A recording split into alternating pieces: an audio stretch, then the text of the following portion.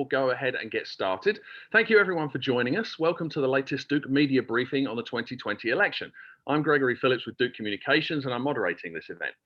Elections are decided by those who show up to vote. America rarely sees more than 60% of its registered voters actually cast ballots, but with the election still a week away, more than 60 million Americans have already voted this year. We have 3 Duke professors with us today, plus 1 student, to discuss what drives people in various demographics to the polls and how that appears to be playing out so far in this election. I'll introduce our speakers and get the discussion started, then we'll open it up to questions. Thanks to those of you who already submitted questions. If you're joining us on Zoom, you can submit questions via the Q&A window at any time. There will also be an opportunity to ask questions in person in a few minutes. Thanks also to everyone watching this on YouTube. With us today is Sunshine Hilligus. She is a professor of political science and public policy who studies American political behavior, including young voters, campaigns, and elections and survey methods. Good morning. Morning. And we have Cecilia Marquez. She is an assistant professor of history who researches Latino and Latina history and the US South and is on the faculty board of the Duke Human Rights Center. Good morning to you. Morning. Also joining us is Megan Mullin. She is an associate professor of environmental politics and studies American political institutions and behavior with a focus on the environment. Good morning to you. Morning. And we have Jessica Sullivan. She is a senior at Duke studying political science and statistics, and she is the student chairperson of Duke Votes, a bipartisan effort to promote voting throughout the Duke community. Good morning to you. Morning. Okay, we will jump right in. And Professor Hilligus, I'd like to start with you. The US political system is such that swing voters hold a lot of sway. In today's hyper-polarized environment, do swing voters even exist? And at this point, I mean, are there people who are having trouble choosing between the candidates? Sure. So I guess the thing I would first say is that in any election in which we have an incumbent, there are going to be fewer swing voters just because people have had 4 years to evaluate the performance of the incumbent in office. So that said, we're in a 2-party system, and in a 2-party system, the presidential race is almost always going to be competitive enough for swing voters to make a difference. I know there's been a lot of attention to the fact that, you know, Biden has a pretty sizable lead at the national level, but of course, really the results are going to come down to a handful of tipping point states, and in those tipping point states, swing voters absolutely can make a difference. The other thing I would say is that when we think about the potential for the election to swing one way or the other, that we have to keep in mind that information learned during the campaign is able to influence not only how people vote, but also if they vote at all. And particularly in today's political environment, that is a critical piece of the puzzle in terms of figuring out what the election result is likely to look like and how likely it is that one candidate or the other could win. At the end of the day, you know, usually about 90% of Democrats vote for the Democratic candidate and 90% of Republicans vote for the Republican candidate. And yet the people who are kind of the muddled middle are still enough to make a difference. Absolutely, thank you for that. Lots more to dig into there, but Professor Mullin, for now, I'd like to move on to you. We know that climate change is an existential threat to us on this planet, but COVID and other aspects of this extraordinary year have dominated the discourse in the run-up to this election. How much do you think environmental issues are driving voter turnout this year, if at all? Environmental issues are getting more attention during this election, but I don't expect them to be an important issue driving turnout at the national level. Americans' concern about the environment is on the rise, especially during the Trump administration. And a majority now want to see some kind of federal policy action on climate change. But those who are most concerned about the environment and about climate change are either Democratic partisans who already have a high propensity to vote, or young people who often don't vote, even though they care about this issue and other political issues. And Professor Hilligus could tell you more about the barriers to young people voting. But it's not a national election. It's a set of state elections, and some of those state elections could be close. And in places like Pennsylvania or Ohio, it's possible that some of those tipping point voters could be concerned about potential restrictions on fracking, or in Texas, potential restrictions on oil activity or limitations on oil subsidies that would affect the industry. And that could drive small numbers of people to vote who might not otherwise, or to vote for President Trump instead of Vice President Biden. And so this is the irony of environmental politics, that the geographic distribution of policy impacts can drive voters toward, can drive outcomes toward positions that are counter to the majority preference. Sure, absolutely, thank you. And I've got lots of follow-up questions for that. But right now, also, I'd like to move on to Professor Marquez. We know that the Latinx population in the US continues to grow. And certainly I want to dig into later the fact that this is not a monolithic population by any means. But are there common factors that are driving Latinx voters to the polls? And what do you think some of those are? Yeah, it's really interesting. If you'd asked in December, immigration was the biggest issue on the minds of a lot of Latino voters. And now that has changed, and Latino voters look a lot like the rest of voters. The economy, healthcare, and COVID are the three most important issues for Latino voters right now. The economy, not surprisingly, because in April, Hispanic unemployment was something like 18.5%, which is higher even than it was during the Great Recession. Healthcare, like a lot of Americans, there's a great deal of concern about affordable healthcare, what the alternatives to Obamacare look like. And with the COVID outbreak, of course, Hispanics are 3 times more likely than white Americans to get COVID, and almost 5 times as likely to be hospitalized. And so because Latinos are, in many cases, essential workers and frontline workers who are unable to quarantine in the ways that we might hope to be able to protect themselves from this virus, the management of COVID is really a central issue. And I think there's a lot of concern about how it's been handled by this current administration. But I also think an important point that Professor Hillegas made is also the things that are keeping people at home, right? And there has been a campaign of misinformation in swing states like Florida and the Spanish language media, largely around QAnon-based conspiracy theories, to try and keep Latino voters away from the polls and to tell them that their vote doesn't matter, or alternatively to move them to the Trump side of this equation. And so I think it's both about what is driving Latino voters to the polls, but also what's keeping them away.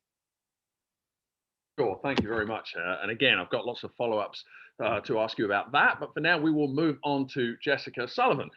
You have been the student leader of Duke's effort to get people to the polls this year.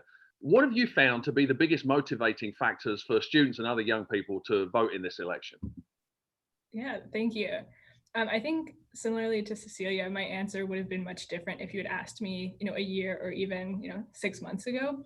But I think that now this has really become a referendum on what we want our future to look like. And so in a lot of ways, our education has been disrupted, and the world that we're graduating into is so much different than it was just a year ago. So the economy and really everything else is really driving a lot of young people to vote, because we realize that, this is really important and this really matters. But I also think it's important to look at what has previously kept young people from voting and what isn't in place now preventing them. And so I think young people have previously had really low turnout rates, not because they don't care about voting or because they're not politically engaged, but because they just don't have all the information that they need to vote. We're a highly mobile population, moving very frequently from dorms to off campus to wherever else it may be. And I think it's hard to kind of keep up with exactly what you need to do when your voting patterns and your experiences haven't been molded over 20, 30, 40 years. And so there have really been a lot of social media campaigns, both here at Duke and just in the broader community in North Carolina, especially as a swing state, directly targeting young people, not just with these kind of motivational messages, but really with exactly what they need to do. So dates and times and locations, and really just telling people, not why to cast a vote, but actually how to cast their vote. Excellent. Thank you very much. And thank you to all of our panelists for those opening answers. I'd like to stay on the theme of young voters. And Professor Hillegas, I'd like to come back to you. We know every election we're told that if young voters turned out in sufficient numbers, they could influence elections and sway elections. And despite the passion that we see amongst young people that are engaged, we never seem to see the turnout to match that at the polls. Do you have a sense that that is going to be any different this year so far? And if so, what do you think is driving that, or not driving it, if you don't think it will be any different? Sure. So I think this is the opportunity for me to plug my new book, Making Young Voters, that came out with Cambridge University Press in February. So thank you for that setup.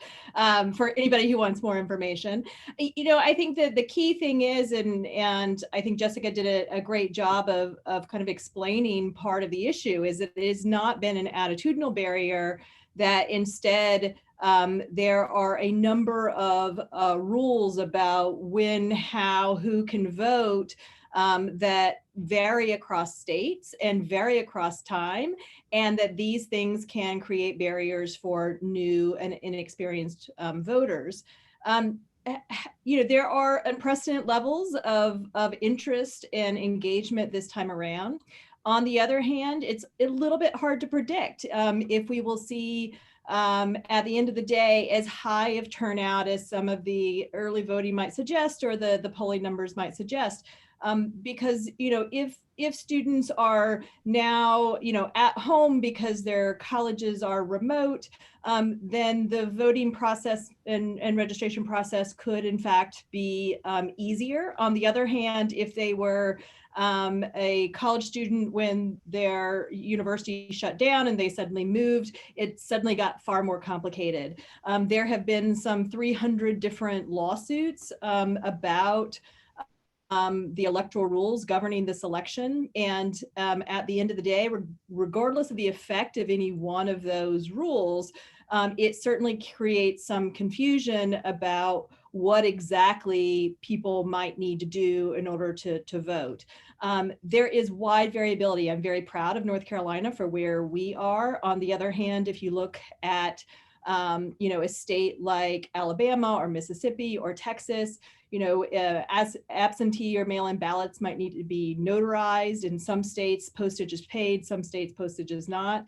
When I talk to students, even the idea of having to figure out about postage is something that is different from daily life. So there are a number of ways that the pandemic has made voting this time around potentially more complicated. There are certainly compensating efforts by a number of universities and organizations to provide clarification, but it creates some uncertainty about the extent to which we're going to see the translation of these really high levels of political engagement at the ballot box.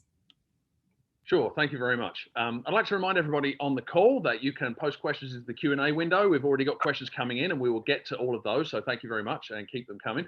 Professor Marquez, I'd like to move on to you and pick up on something that Professor 𝐏𝐴𝐺𝐬𝐿 was just talking about, and Jessica Sullivan, in that the access of people to information to know how to vote. You mentioned about how there is misinformation out there that's discouraging people in Latinx communities to vote. Do you get the sense that access to information, how to register, how to vote, whether to vote early and absentee, whether access to that kind of information is also a barrier to people in Latinx communities voting this year? Yeah, I think one of the challenges that COVID poses is that the most effective turnout strategy historically for Latinos in these elections has been door-to-door campaigning. Digital ads and television ads have been less effective in actually moving Latino voters to the polls. And obviously this has been incredibly restricted in this moment when it is harder to go door-to-door, although there are some heroic efforts by local organizations to continue to do that in ways that are safe and ethical. So I think that is part of it. I mean, it is true that both campaigns have done a lot of work to move Latino voters with their digital ads, and their television ads. I've been sort of shocked at the diversity of Spanish language ads that we see, including different accents depending on which region of the country you're in. But yes, I think that is a concern in a lot of places, especially those places that Professor 𝐏𝐿 mentioned, like Alabama and Mississippi, where we're seeing increased Latino populations, and Latinos are an increasingly large part of the electorate, but the language access is still really limited, and voting in general is challenging, and especially if you're a monolingual Spanish speaker or a monolingual speaker of an indigenous language because you're coming from Guatemala or you're coming from another Central American country. So I think there's a lot of language access issues, especially in the Sun Belt, which is a place that we are a bigger and bigger part of the electorate. Sure, absolutely. Thank you. Jessica Sullivan, before we move on from this issue of access, I wanted to come back to something you said about how young voters this year have access to information or tools that they didn't previously. And one thing that struck me is that, you know, in past elections, young voters who weren't necessarily engaged with TV news or print media wouldn't know this stuff. But of course, now we can reach people through social media. I'm wondering if you think, how much of a difference you think social media has made in terms of effort to get information about voting out to young voters? I think it's made a huge difference. Speaking specifically about our work with Duke Votes, our Instagram has really been the biggest channel to reach students, especially since people are really scattered all across the country. And so we'll have people kind of messaging us with questions, and that's a great way to reach people. Whereas in the past, we could have kind of had more of an in-person way of answering those questions. And then we're just constantly putting out graphics and all sorts of things that are informational and are specific to Duke students. So that's been a great way for us to reach out to people. And then just looking at social media more broadly, campaigns have been using social media ads very frequently. I know my friends and I and all of us are really just getting, you know, hounded by these ads all the time. And so I think it's been really recognized as the communications tool that it is to reach young people. Fantastic, thank you. I mean, I would love to jump in real just bit quickly though, because we do know from the literature that that face-to-face campaigning that Professor Marquez mentioned is far more effective than communication. I mean, you know, information is information on the one hand, but in terms of mobilization efforts, and that's where there are real concerns where you know, for the Democrats, where Democrats were more likely to shut down some of that face-to-face voter registration efforts, the Republicans haven't necessarily, and we're seeing that now in terms of those final voter registration numbers that came in, where the GOP really had some last-minute surges that the Democrats didn't in states like Florida and Pennsylvania and frankly even North Carolina. And so you know, yes, social media is terrific for particularly being able to reach young people, but I think the pandemic has created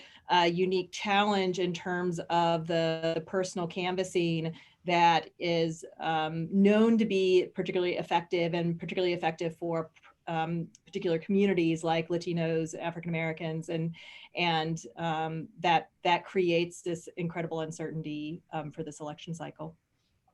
Sure, absolutely, thank you. And following up on that, Professor Mullin, I wanted to ask you, you know, you've done a lot of work on turnout in general. Because this election is taking place in a pandemic, there's so much about this election that is unprecedented in American history. When we look to analyze these things ahead of time, is it foolhardy to think that we can make any predictions or infer anything based on, you know, registrations, early voting? Because this year with the pandemic, with all the, you know, with COVID, everything that's going on, things are so unprecedented that it's a blip, it's an outlier, and nothing actually kind of makes sense. I don't know if there was even a question in there. It makes it a lot harder, right? Because we have models, right? And we have a long history of polling that has changed over time with changes in technology and changes in people's sort of modes of communication.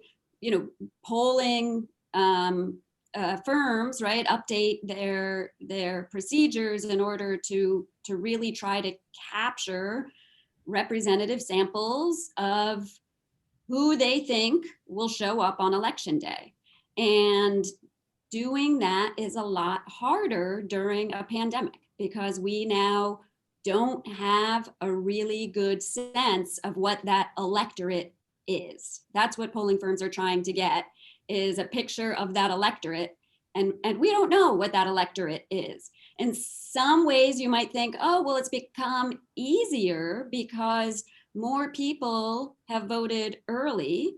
And so, you know, a pollster can call and say, you know, how likely are you to vote? And more people are going to say, well, I voted already. And so that should make it easier. But in fact, it doesn't, right? Because what's the bias you're building in by the fact that those are not all of the voters, and there's a partisan bias in who's voting early, and it varies across the states. And so a lot of these sort of methods that polling firms have developed over time, over decades, are being really challenged this year. And they're trying, and the national polls really do seem to be pretty consistent across different procedures, across different methods for developing these estimates, which provide some confidence in the results when you see a lot of consistent polls.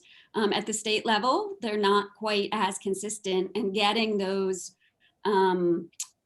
samples right and getting those projections about who's going to really be part of the electorate is hard when you have 300 lawsuits going on about what the election rules are, right? We don't know what the electorate will look like, not only because of the barriers to participation by COVID and by new rules, but also because, how will a lot of these votes get counted? Sure, absolutely. Thank you. Thanks to everybody who's been posting questions. We're going to tackle some of those. Professor Marquez, we've had a question for you. You mentioned about the confidence or lack of confidence in the electoral system among Latinx voters. Can you point to any disinformation that you've seen about that? And is it happening here in North Carolina as well as in Florida, as far as you can tell? It's happening more in Florida. The most common way that this is happening is through WhatsApp, which is a messaging app that it seems like Latinos tend to use more, in part because it is easier to use. Of course, this is when something is backing up outside my window, because this is an app that Latinos primarily use to be able to communicate. And so the same way that we're all receiving text messages asking for $5, asking for $25, telling us how to vote, they're receiving Spanish language media that that sort of argues for QAnon theory. So they'll receive YouTube videos that suggest that Joe Biden is part of a ring of pedophiles led by a cabal of Democrats. And so it's primarily in Florida. Part of it, I think, is the density of the Latino population there, and part of it is the conservatism of the Latino population there as well. So because the Cuban American population is so much larger there, and Cubans are among the most conservative Latino population next to Venezuelans, who are also a high density population in Florida. That's part of the reason I think that they're more prevalent in places like Florida and a little bit in Texas, but they're mostly around these conspiracy theories that are connected to QAnon and this idea that Trump is kind of saving us from a deep state conspiracy led by Clinton, Soros, et cetera. So I think that has worked, especially with some young Latinx voters. There's been an effort on the part of the Trump campaign to peel off young Black and young Latinx voters. We see this with some of his recent ads about the crime bill and super predators. But yeah, the QAnon conspiracy theories are certainly happening in Florida. I haven't seen reporting of them happening in North Carolina, but I think they are making a difference. I don't know if it's a measurable one, but it's a concerning one.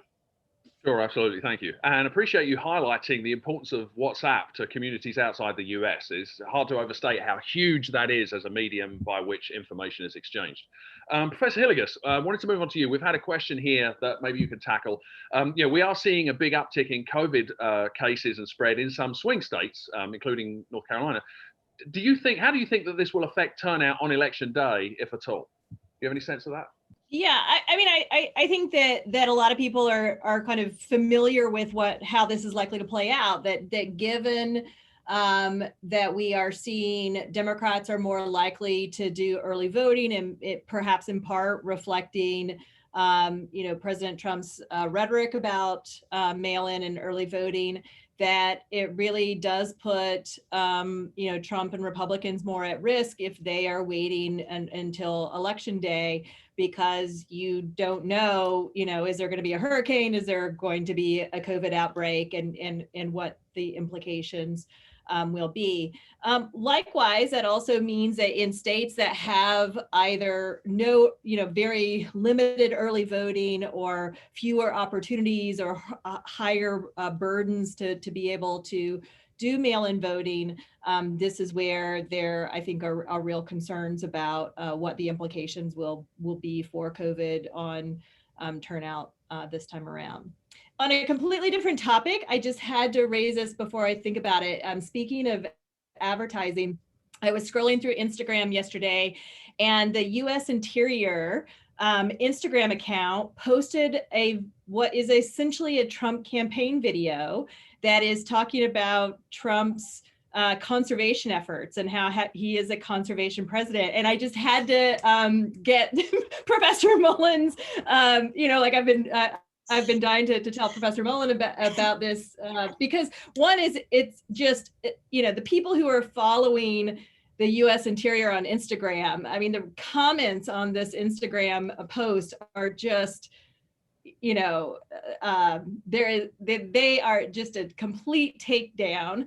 And it's just such an unprecedented use of a federal taxpayer social media account to do something that's so explicitly political. And so going back to the point that like we are in this kind of unprecedented time, that yes, part of what makes it unprecedented is the fact that we are in the midst of a pandemic and all of these rules, but it's also unprecedented in terms of how this administration is campaigning and the type of information that is being shared. Actually, thank you for that. And to pose that to Professor Mullin in the form of a question, one thing I think, regardless of anybody's political background, that we can see that the president has appointed people to run federal agencies who in some cases don't appear to believe in the mission of those agencies. And that certainly appears to be the case as it pertains to the environment. Do you see, and that's certainly spurred a lot of anger, do you think that that might be a significant motivating factor? Because we know that anger certainly fuels people to do things. I mean, do you think that kind of could make a measurable difference in terms of driving people to the polls? Because of course, apathy keeps people from the polls, but strong feelings drive them. And there is certainly a reason for people to feel strongly about how this administration has handled the environment over the last 4 years. Yeah, we've seen just an enormous politicization of the environmental agencies, right? I didn't know about the Instagram Department of Interior post, but I do know about the replacement of the chief scientist at NOAA in the last few days, which has been an agency that has not been as affected by the sort of partisan tides that have overwhelmed some of the other agencies, EPA and Bureau of Land Management and so on. And it's profound. It has had huge policy consequences. Some of them we are still trying to understand about how enduring they will be, right? Because a lot of them are being challenged in the courts and those court cases are unfolding. But there have been profound policy consequences as a consequence, as a product of this real politicization of the agencies. Whether that affects turnout, frankly, again, I remain skeptical because the people who are most angered by it are the people who have such a high propensity to vote anyway, right? So the Democratic partisans, the people for whom environmental issues and climate change are really highly salient issues, those are people who tend to be voters regardless. And so I don't know that that's going to produce a surge in turnout. The other place, as I said earlier, where you see just really big gaps in concern about the environment and climate change is between young people and older people, right? Young voters, this is top of the list, right? And I think Jessica said well, right, that perhaps in this moment, it's not top of the list because of the pandemic, but outside of this moment, climate change and environment are huge issues for young people. The Sunrise Movement was doing really pretty extraordinary social movement organizing, getting young people to engage in events, getting young people to do kind of face-to-face social network interactions, turning people out. A lot of that has been disrupted, right, because of restrictions on face-to-face activity. And so we're seeing mobilization of young people on these issues Whether that translates into a turnout effect, I think remains an open question because of the barriers we've heard described already. I would just add one additional group that, you know, and Professor Mullin knows quite a bit more about this, but where there could be some resonance, and that is that there has been college educated Republicans in suburbs who have had some concerns about Trump's governance, and while, you know, I certainly would never suggest that this is, you know, decisive.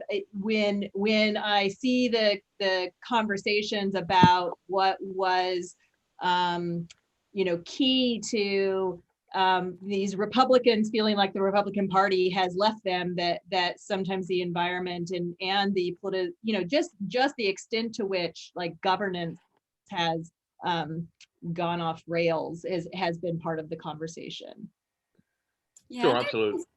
There tends to be a you know, a pushback on environment whichever party's in the White House, you see sort of public opinion reflected in kind of a thermostatic way, right? There tends to be a little bit of a pushback where you see sort of declining environmental concern when a Democrat is in the White House, and you see rising environmental concern when a Republican is in the White House, right? Because the public is sort of looking for, you know, in mass for kind of a moderate take on the environment and responds to whatever each administration is doing. This administration has gone so far beyond what prior administrations have done, both in rhetoric and in action, that we're seeing a stronger pushback, right? And we're seeing, you know, one thing is climate change is sort of a trend that changes over time as the public becomes more aware of this issue and more perceiving that it has more and more consequence for their own lives. But environment, right, has been on the radar for 50 years at least, and the spike in environmental concern across public opinion nationwide and in both parties is striking, and I think kind of reflects some of what we just heard. Sure, thank you. Jessica Sullivan, I'd like to come back to you now. I mentioned apathy a little while ago as something obviously that keeps people in the polls. As you've been talking to other students and young people, encourage them to vote, what kind of resistance do you hear? When somebody is dismissive of voting, what kind of reasons do you hear for people not wanting to vote? Yeah, thank you. So I think a lot of the resistance that we get isn't really that they think voting doesn't matter or that, you know, that they don't care about the political process. It's much more that they think that the system itself is broken, and they think that, you know, voting doesn't change much in a system that is kind of designed to perpetuate some of the structures and things that they find that, you know, just aren't working. And so I think that's been the biggest issue, especially among young people, that we've been running up against. And I think that's, you know, certainly not unique to young people, but it's one where, you know, we really don't have the sort of, you know, political and institutional memories that older generations do. And so we really just know kind of the Obama administrations and the Trump administrations. And so kind of two vastly different organizations. And I think people have become very frustrated and very, you know, in some ways just, you know, not sure exactly where we go from here. And I think, you know, there's a lot of questions raised about the legitimacy of the election, about kind of what happens after November 3rd. And so I think young people are really hearing that, and we don't necessarily have, you know, the 2000 election to kind of look back on and say like, oh, that's kind of something that we are familiar with. And so I think there's a lot of things that are kind of keeping young people from being really fully committed to this process. They may just kind of be voting, and they're doing it because they know they should be doing it, but it's not something they're kind of fully behind, but they're still voting. So we're not really seeing that sort of apathy and just, you know, I don't care. It's either they're very committed, very interested in this process and really want to make their voice heard. They're voting because they know that it's important, but they're not really behind it. Or they are kind of very frustrated with this system and don't feel that their vote will have the sort of impact that they believe it needs. Sure, absolutely. Thank you very much. Okay, we've got another question that's come through that I'd like to pose. And Professor 𝐏𝐚𝐬𝐬𝐬𝑚, I'll start with you, but I'd love to get everybody's perspective on this if you have something to add. The question is about early voting. We're seeing record numbers, and so there's a temptation, because historically Democrats tend to vote earlier in larger numbers. It seems that there's a temptation to say, okay, well, if we're having larger numbers of early voting, that means more Democrats are coming out. But of course, we've seen record numbers in the last 3 or 4 presidential elections of early voting, and in 2016, obviously the Republicans took the White House. Is there anything that you can read into the numbers of early voting that we're seeing? Do you think it's driven by people not wanting to vote on the day because of the pandemic, or people just being very passionate about the result this year, or is it something else? What do you think it means, if it means anything? I think we have to be very cautious in interpreting early voting numbers. We know from the research that a lot of the people who are voting early tend to be people who would have voted on election day, so that it's not necessarily expanding the electorate, it's just changing the distribution of when they are turning out. On the other hand, because we are in the midst of a pandemic, because there are wildfires and hurricanes, and frankly, even just a rainstorm could be the thing that keeps someone from the polls, or poll worker shortages that make for long lines, that when you look at the pool of people who are planning to vote on election day, that it is more likely that a distraction or a barrier might stand in their way. And so it is the case that we have more information about the likely election outcome as we get these early voting numbers. On the other hand, given the states where we know are most likely to be the tipping points, aren't the fact that Pennsylvania is not going to have their results in, we just have to be, I think we have to be cautious about making predictions. And this is a thing that was raised earlier, just about polling generally, is that polls are a powerful tool, but they're a powerful tool when you know the population that you are supposed to be sampling from. And we just don't know exactly who's going to show up, particularly in today. There are, yes, lots of people who are very passionate, but there are also lots of potential barriers to getting to the polls. So I think I would just urge caution in reading too much into early voting numbers. I want to jump in on a bit of a sidetrack, but it's related to something Professor 𝐏𝐚𝐬𝐬𝐬𝑚 just said, which is a lot of what's enabled the large early voting numbers are these changes in election rules that have happened across the states to open more early voting centers, to allow more early voting, and to allow more mail voting. And many, if not most, of those changes were temporary changes, right, for this cycle. But we need to have in mind that there is a hurricane bearing down on the Gulf Coast. There are 100,000 people or more in California who are evacuated from their homes. And that's a consequence of climate-driven natural disasters that are increasing in frequency and severity over time. And that is part of our present, and it's part of our future. And it's going to disrupt voting out into the future. We saw it disrupt voting during Hurricane Sandy. We've seen it disrupt voting during primary events around Katrina, around other fire events. And this really, as we come out of 2020, we should be thinking seriously about how to build this flexibility in voting into our future election processes, hopefully in a more, reflective, kind of comprehensive way, and not in the scattershot way that happened, this year around a pandemic. But we're going to need to build that flexibility into our election processes, because part of our future will be natural events disrupting elections at the national level, at the local level, and so on. Yeah, I'm sorry. No, go ahead. No, I wanted to just add too, I think that there's a lot of ways to read those lines. And one of them is tentative excitement around turnout. Another of them is a much longer history, right, of barriers to the access of the access to the vote, right? So when we look, for example, at those videos that have gone viral in places like Georgia, of the long lines to wait to vote, where people are waiting 8, 11 hours to be able to vote, you know, those are about record amounts of turnout, but it's also about disenfranchisement, right? And about creating barriers to be able to access the vote.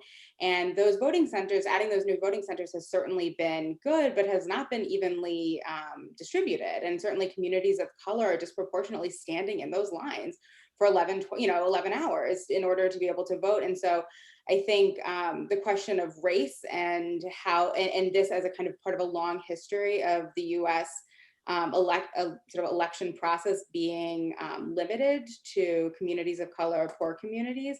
That's part of the story as well. I mean, even in places like Florida, where we saw legislation to make it possible for those who had a felony conviction to be able to vote again, but now they have to pay all of the fees associated with their incarceration, with their trials. I mean, this is its own kind of poll tax, right?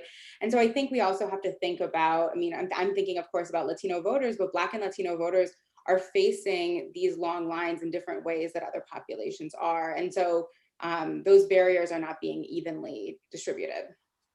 And I would just jump in as well, and we will eventually let you get us back on track, Greg, but I would just add that this is one of the things that historically has really prevented young people as well. I mean, when you consider the fact that in Texas, your gun license works as a valid form of voting ID, but a college ID does not. In Wisconsin, the requirements for a college ID to work are so significant that only 3 of the colleges actually apply. And then you still have to show like a zero balance tuition bill or some other evidence that in fact you are currently enrolled. Like these are real barriers. And one of the key points is just the fact that they are so inconsistent across states. And this has consequences for turnout of different groups in different states. And so I would just, really endorse and reiterate, Professor Mullin's point that there needs to be a sustained and national level conversation about ways that voting can be more flexible and there can be wider access. Yeah, speaking specifically to sort of young people and early voting, I think it's very important to know kind of where these early voting sites are with relationship to college campuses. So Duke does have an early voting site on campus, but we don't have election day sites on campus. And the 2 parts of Duke's campuses have to go to different election day sites. And so I think that it's really important to kind of note, where that is happening. And so looking at across North Carolina, how different universities are kind of turning out the vote. So our big push has been to early voting, but a lot of campuses may not have those early voting sites on campus or even near campus. And so it's really important to kind of notice, where this is and how young people are able to get to the polls, because a lot of times they don't have transportation. And so these polling places that are a 5-minute drive away could be prohibitive for young people when they wouldn't be prohibitive for other people. Sure, absolutely. Thank you all for weighing in on that question. That's terrific. Professor Marquez, I'd like to come back to you and something you mentioned a moment ago about the barriers to voting. We see that there are large numbers of Latinx voters in some of these states where some of the voter disenfranchisement is the strongest, and yet some of those are considered to be swing states this year, even if they're not normally. Arizona, Texas, Florida, and maybe North Carolina. What kind of role do you think that the Latinx voters could play in those states come election night? Yeah, I mean, I think it's interesting that Jessica mentioned the 2000 election. I still feel like I have PTSD from Florida's election performance, and I feel like Florida is heavy on my mind. I mean, the Latino vote in Florida is something like 23% of Florida's electorate. I mean, it's a huge population. It is also a somewhat exceptional is not the word I'm looking for, but it's a larger Cuban population. It's a larger Puerto Rican population that we might see in places like Texas or California. And the Cuban electorate specifically is much more conservative. And so Florida is this place where the Latino vote is changing pretty quickly, both with the increase of Puerto Rican voters, but also the generational shifts that are happening amongst Cuban American voters. And it's turning increasingly blue. I mean, I think Latinos have driven some of the turn If we think about a state like Virginia, for example, the increase in Latino voters certainly helped turn that state from purple to blue. I think in places like Georgia and North Carolina, where Latinos are about 4% of the vote, I think there's a lot of hope that it will be moving those two more winnable states for Democrats. It is also true that Latinos are an incredibly complicated and often unreliable voting bloc. About 25, for Democrats at least, right? About 28% of Latinos voted for Donald Trump. The highest I think that a Republican got was George H.W. Bush with 40%. So there is a consistent contingency of Hispanic or Latino Republicans. And so the reality is that it's not entirely clear that they're going to entirely move us blue or move us purple. The reality is that Latinos are often split, and some of that has to do with questions about race, right? There's this emphasis on, this is the first election which Latinos are the largest minority voting bloc. That's a kind of like returning phrase that we see a lot. And the reality is a lot of Latinos are white and a lot of Latinos are Black and are actually following voting patterns that look a lot like white people and a lot like Black people. And so understanding the kind of complexities within the Latino community is important, I think, to understand how they will or will not fulfill fulfill Democratic or Republican fantasies about what this community might do to bolster the electorate. It's a pretty split and complicated demographic. I mean, 75% certainly going to Hillary Clinton suggests that there is some kind of solidness there around the Democratic Party, but not nearly as solid as we might think of in other demographics. Sure, thank you very much. We've got about 15 minutes left to go here and lots of questions. I'm going to whiz through as many of them as we can. Professor Mullin, I'd like to come back to you and something you said at the beginning about how voters can make a big difference in states, with issues like fracking, and if these voters happen to be in particular states that are contested, they can make a big difference. I'm curious, America needs to renew its energy infrastructure, and President Trump has kind of bet very heavily on fossil fuels, even though it seems like, the market may kind of strip of them any power to keep that going. But do you think it could make a big difference in certain states where there are people who rely on these for jobs and a kind of resistance to moving to solar power and other things, even if it's maybe misguided for the future of the country as a whole, could make a difference to this election because people feel like President Trump is going to protect their jobs, even if ultimately the market might take those jobs anyway? Yeah, it's interesting to watch this play out. I think that the geographic concentration of these industries in particular states and the fact that some of those states also are swing states means that we end up paying a lot of attention to these small populations of marginal voters, and some of those in Western Pennsylvania, in Ohio, in plausibly Texas, could end up being important votes. And there are communities where a lot of jobs hinge on natural gas and oil, and there are real concerns about what an ambitious energy transformation might mean for their local economy and for their economic security. So those are votes that President Trump would like to think he has locked up, but it's really interesting to see that that's not so certain this year. And Biden seems to have some legs in those communities. He spent enormous amounts of time in those communities, and he's not just talking to the suburban professional audiences. He's spending a lot of time talking to folks who work in those industries, and he has union support, right? So he has endorsements from some of the construction labor organizations that actually work in the fracking industry. And that's surprising, right? So President Trump thinks that he is winning points when he continues to say that Biden will end fracking because of something that Biden did say, right? Probably misspoke, but did say. But the union leadership, at least, doesn't seem to be going along with that. So we're going to have to see, right, how that plays out. And again, these are not large numbers of votes, but when we have these state elections, that are very close, those could be important votes on the margins. Marvelous, and thank you for a terrific answer to a very poorly worded question. I appreciate that. I want to tag one thing onto this, is that it's not just energy infrastructure that needs revamping, right? So the nation's physical infrastructure writ large needs revamping, including roads and including water systems.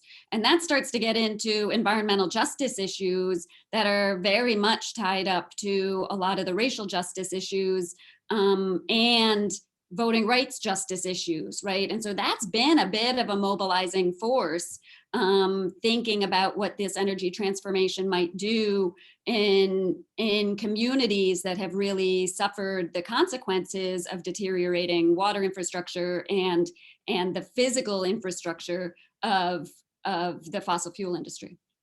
Sure, absolutely. Thank you. We've had another question come through. Professor Hillegas, I'll throw this one out to you, and again, would be happy for everybody else to weigh in on it. Do you have any sense of the issues that are most impacting Black voters, especially in North Carolina? What concerns are driving Black voters to the polls this year? So a point that in part I just wanted to make and make earlier, but I think is actually relevant is that, part of the uncertainty about how various voting restrictions have been implemented in various states. So, for instance, Florida tried to ban having precincts on college campuses. New Hampshire put in place a law that said if you move into the state, and this was targeting out-of-state college students, if you move into the state, it starts a clock, and in 60 days you have to get a driver's license. There have been a variety of voting restrictions that people, think are also targeted to African Americans. And one of the things that we know is that these type of voting restrictions can, in fact, actually help to mobilize people. So yes, they create barriers, but what we have seen in some of the states where they implemented strict voter ID laws is that also became a mobilizing force. Now, it's unlikely to be sustained election after election to have that type of mobilizing force, but when it is viewed that a particular party is trying to prevent a targeted group from voting, that can actually be mobilizing. And it's one of the things that I think has been top of the mind in African American communities and in places like Georgia and Texas, and has been in North Carolina. And so, of course, the courts have stepped in North Carolina, but the efforts have been there, and there's some stickiness to that, and so I think that has resonated within some communities. Sure, thank you very much. Jessica Sullivan, I would like to come back to you. We've had a follow-up question. You mentioned about how the people you talk to who are reluctant to vote talk about how the system is broken, doesn't work for them. And people would like to know what you say to those people when you're trying to sign people up and get them to vote. I think that's a tricky question because in a lot of ways, as we've seen over the past few years, the system is broken and the system isn't working for everybody.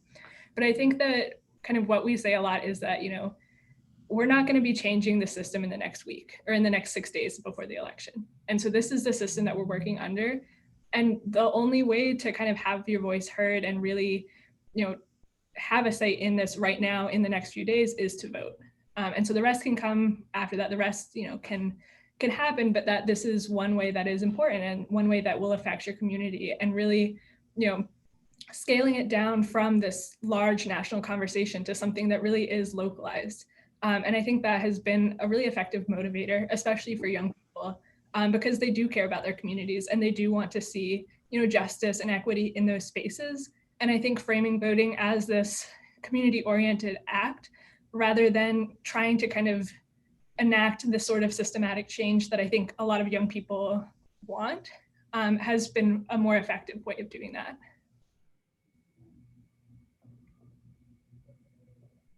Sure, thank you very much. We are moving towards the last few minutes here. If anybody has some final questions to get in, you can submit those via the Q&A window, or you can raise your hand in Zoom so that we can unmute you and you can ask your question that way. If you're joining by phone, you can hit *9 to unmute yourself or to raise your hand in Zoom, which I neglected to mention earlier. Okay, we are, as I said, we're getting towards the end here, but we're going to try and run through another couple of questions.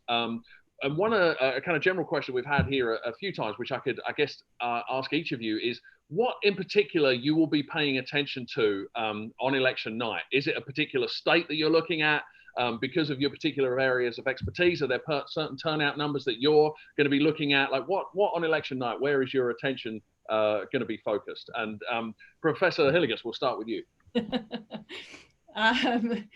Yeah, I mean, that's a good question. I do think that there are a handful of states that I am anxious to see, North Carolina being one of them. But I am also prepared to go to bed early and not know the answer. And I want to emphasize that not knowing the answer is not a reflection of some failure of the system, but is built in, and it is built in particularly in the cycle in part because of the pandemic. And so I think that you know, preparing people for the potential. I mean, when I look at the polls and the fundamentals, and the thing that I tell people is that on the one hand, it's entirely possible that we're going to look at a shellacking and that it could be decided on election night. At the same time, there is absolutely a path where Trump can win, and things look very close in a lot of critical states. And both of those things are possible. There is so much uncertainty over what the electorate is going to look like, who's going to show up, that both of those are in the realm of possibility. And so I'm just trying to temper expectations. Sure, absolutely. Professor Marquez, where will your attention be focused on election night? I'm excited to see what happens in the South. I mean, there's just especially in these Senate races, there's just so many, Raphael Warnock in Georgia, Jamie Harrison in South Carolina. I mean, even here in I just think that there's so many exciting Senate races that are happening that I think could really transform the way things are going right now.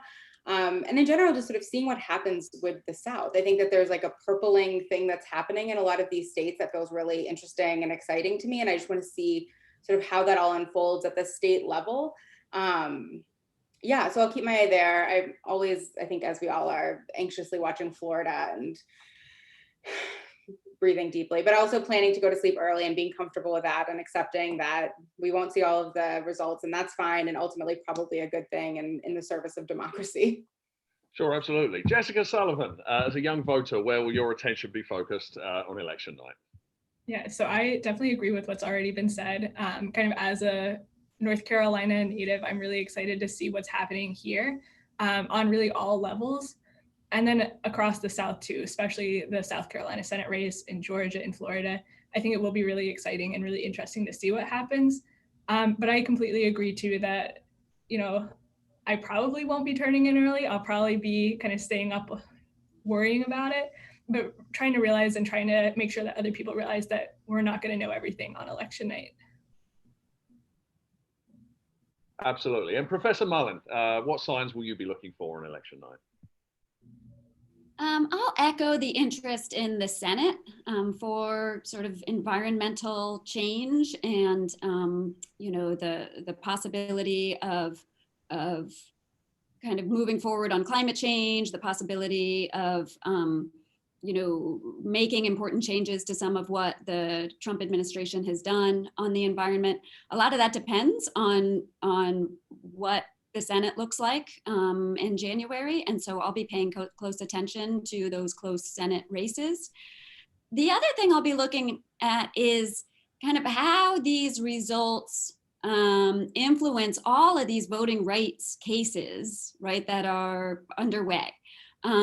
We have so many cases already. There will be even more after the election. And some of those cases could have really important consequences going out into the future for equity of access to the polls.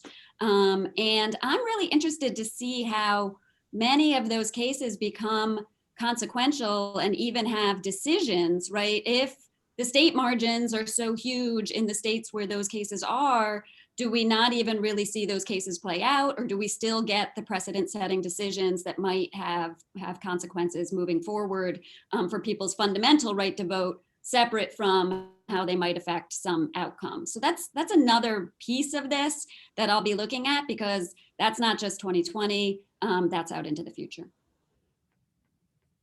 Sure, absolutely. And thank you very much. Thank you to all of our panelists for those comprehensive answers. I think we will leave it there. Thank you everyone for joining us. Thanks once again to our panelists, Sunshine Hilligus, Cecilia Marquez, Megan Mullin, and Jessica Sullivan for sharing your perspectives. Next week's briefing takes place at noon, the day after the election, 12:15 actually, the day after the election, when we will have Duke scholars with us to discuss the status of the election results at that moment. If you'd like to be on the list for that or future briefings, please email news@duke.edu to let us know. In the meantime, I think what we've learned today is breathe deep and go to bed early. I plan to follow that advice. So in the meantime, please stay well, be sure to vote, wear a mask. Thank you and have a great day. Thank you so much.